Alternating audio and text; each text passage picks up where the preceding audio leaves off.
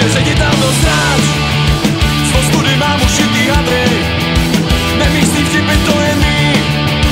Všichni se nějak umístili a já zas zůstám poslední. Možná jednou bude líp, budu vtipnej jak Karel Šíp. Máma se už nebude stydět za to, co jsem včera provedl. Péčkovej herec, trapnej clown, stokrát si mě to vyčítal. Mít 3 minuty marný slávy, my za to stojí, takže čau.